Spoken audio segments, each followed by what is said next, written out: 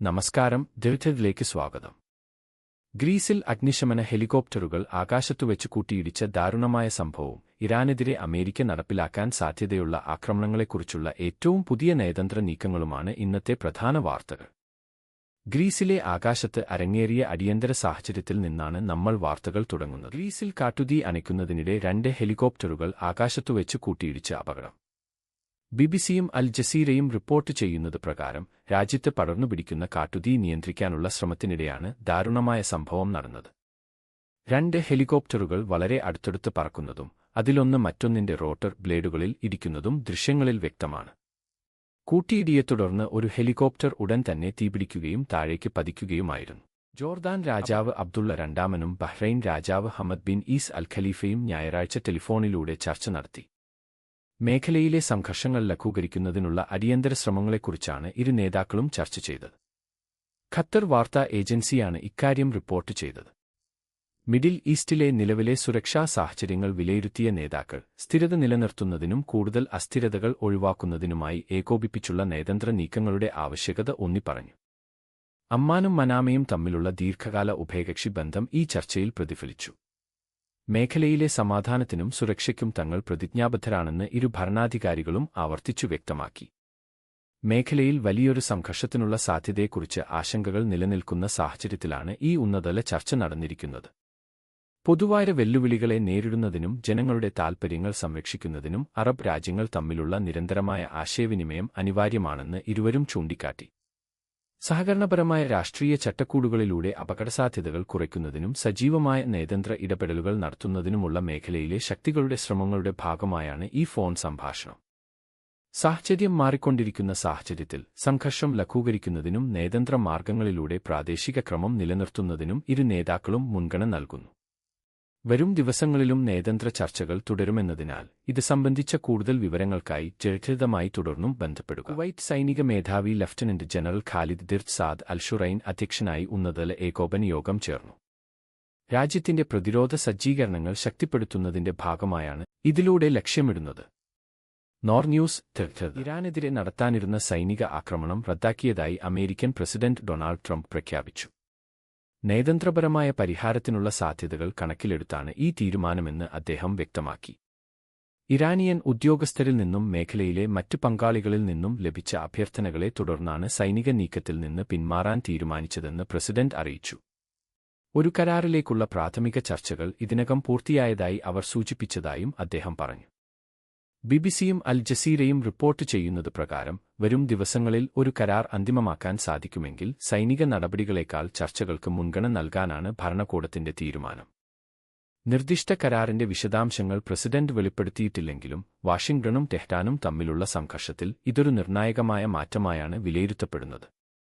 സൈനിക നീക്കങ്ങൾ താൽക്കാലികമായി നിർത്തിവെക്കാനുള്ള തീരുമാനം സംഘർഷം ലഘൂകരിക്കുന്നതിലേക്കുള്ള തന്ത്രപരമായ മാറ്റമാണെന്ന് നിരീക്ഷകർ അഭിപ്രായപ്പെടുന്നു. എന്നാൽ ദീർഘകാലാടിസ്ഥാനത്തിലുള്ള ഒരു കരാർ എത്രത്തോളം പ്രായോഗികമാകുമെന്ന് കണ്ടറിയേണ്ടതുണ്ട്. നയതന്ത്ര ചർച്ചകൾ ഒരു ഔദ്യോഗിക തീരുമാനത്തിലേക്ക് നയിക്കുമോ അതോ ചർച്ചകൾ പരാജയപ്പെട്ടാൽ? ഇന്തോനേഷ്യയിലെ മഡുറ ദ്വീപിന് സമീപം യാത്രാക്കപ്പലിന് തീപിടിച്ചതിനെ തുടർന്ന് 5 പേർ മരിച്ചതായി സ്ഥിരീകരിച്ചു. അപകടത്തിൽ 41 പേരെ കാണാതായിട്ടുണ്ട്. ഈസ്റ്റ് ജാവ പ്രവിശ്യയ്ക്ക് സമീപം സഞ്ചരിക്കുകയായിരുന്ന കപ്പലിൽ 250-ലധികം യാത്രക്കാരുണ്ടായിരുന്നു. ബിബിസിയും അൽ ജസീറയും റിപ്പോർട്ട് ചെയ്യുന്നത് പ്രകാരം രക്ഷാപ്രവർത്തനങ്ങൾക്കായി അടിയന്തര സേനയെ ഉടൻ തന്നെ സംഭവസ്ഥലത്തേക്ക് അയച്ചു. കപ്പലിലുണ്ടായിരുന്ന പലരെയും സുരക്ഷിതമായി ഒഴിപ്പിക്കാൻ സാധിച്ചെങ്കിലും കാണാതായവരുടെ എണ്ണം കൂടുതലായതിനാൽ തിരച്ചിൽ വ്യാപിപ്പിക്കാൻ അധികൃതർ നിർദ്ദേശം നൽകി. എഞ്ചിൻ റൂമിലുണ്ടായ സാങ്കേതിക തകരാറാണ് അപകടകാരണമെന്നാണ് പ്രാഥമിക നിഗമനം. കാണാതായവർക്കായി ഇന്തോനേഷ്യൻ സർക്കാർ നാവികസേനയുടെ സഹായത്തോടെ തിരച്ചിൽ ഊർജിതമാക്കിയിട്ടുണ്ട്. പ്രതികൂല കാലാവസ്ഥയെ അതിജീവിച്ചാണ് രക്ഷാപ്രവർത്തകർ തിരച്ചിൽ തുടരുന്നത്.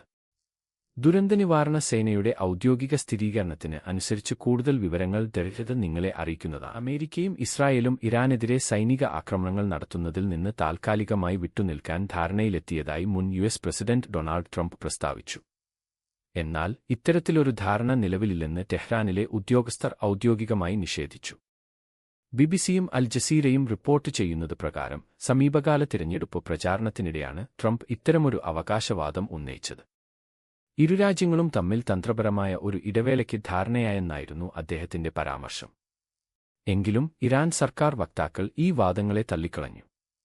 സൈനിക നിയന്ത്രണത്തെക്കുറിച്ച് യാതൊരുവിധത്തിലുള്ള രഹസ്യ ചർച്ചകളോ ധാരണകളോ ഉണ്ടായിട്ടില്ലെന്ന് അവർ വ്യക്തമാക്കി.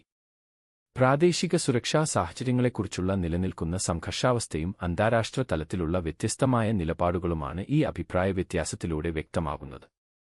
മുൻ പ്രസിഡന്റിന്റെ പരാമർശങ്ങൾ വലിയ ശ്രദ്ധ ആകർഷിച്ചെങ്കിലും ഇത് നിലവിലെ യുഎസ് ഔദ്യോഗിക നയമല്ലെന്ന് നിരീക്ഷകർ ചൂണ്ടിക്കാട്ടുന്നു. ബൈഡൻ ഭരണകൂടം ടെഹ്റാനുമായുള്ള തങ്ങളുടെ നയതന്ത്ര സൈനിക നിലപാടുകൾ സ്വതന്ത്രമായാണ് കൈകാര്യം ചെയ്യുന്നത്.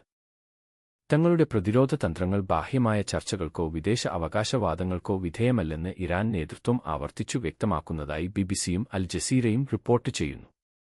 സാഹചര്യം സങ്കീർണമായി തുടരുന്ന സാഹചര്യത്തിൽ ഈ വൈരുദ്ധ്യമുള്ള പ്രസ്താവനകൾ മിഡിൽ ഈസ്റ്റിലെ ഭൗമരാഷ്ട്രീയ സാഹചര്യത്തെ ബാധിക്കുമോ അതോ മേഖലയിലെ ഭാവി നയതന്ത്ര നീക്കങ്ങളെ സ്വാധീനിക്കുമോ എന്ന് അന്താരാഷ്ട്ര നിരീക്ഷകർ ഉറ്റുനോക്കുകയാണ്.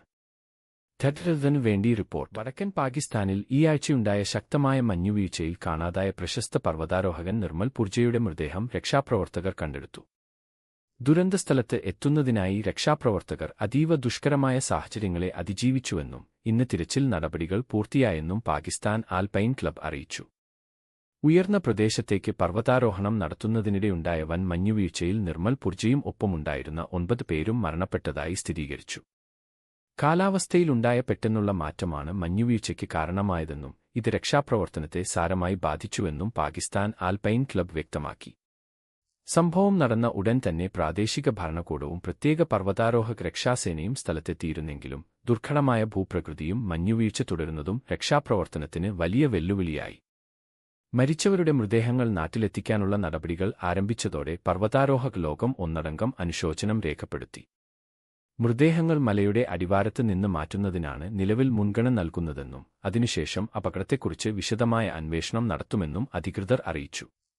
കൂടെയുണ്ടായിരുന്ന മറ്റുള്ളവരുടെ വിവരങ്ങൾ വരും മണിക്കൂറുകളിൽ ആൽപൈൻ ക്ലബ് പുറത്തുവിടുമെന്ന് ടെഹ്റാൻ റിപ്പോർട്ട് ചെയ്യും. ഇന്നത്തെ ആഗോള വാർത്തകളുടെ ഈ കൃത്യമായ അപ്ഡേറ്റിലേക്ക് സ്വാഗതം.